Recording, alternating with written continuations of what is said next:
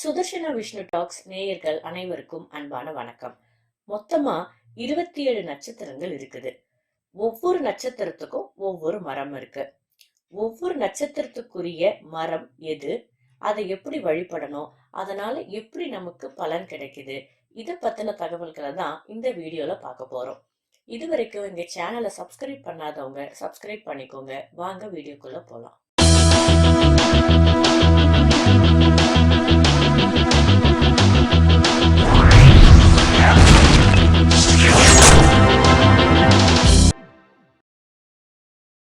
இன்றைய காலகட்டத்துல மரங்களை வழிபடுற வழக்கம் ரொம்பவே குறைஞ்சிருக்குன்னு சொல்லலாம். ஆனா பண்டைய காலத்துல மக்கள் மரங்களை வழிபட்டு வந்திருக்காங்க.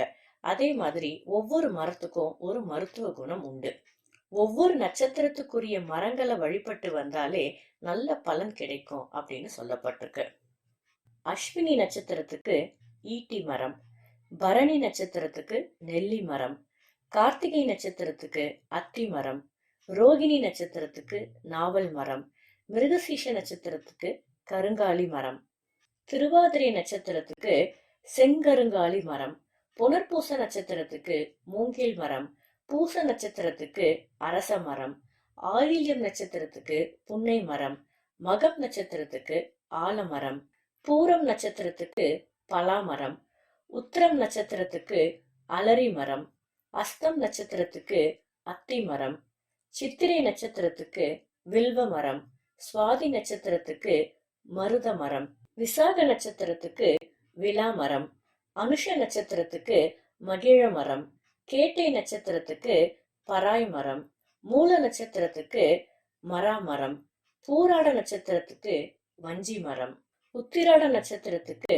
பலாமரம், திருவோண நட்சத்திரத்துக்கு எருக்க மரம், அவிட்ட நட்சத்திரத்துக்கு வன்னி மரம், சதய நட்சத்திரத்துக்கு கடம்பு மரம், பூரட்டாதி நட்சத்திரத்துக்கு தேம மரம், உத்திரட்டாதி நட்சத்திரத்துக்கு வேம்பு மரம், ரேவதி நட்சத்திரத்துக்கு இலுப்பை மரம்.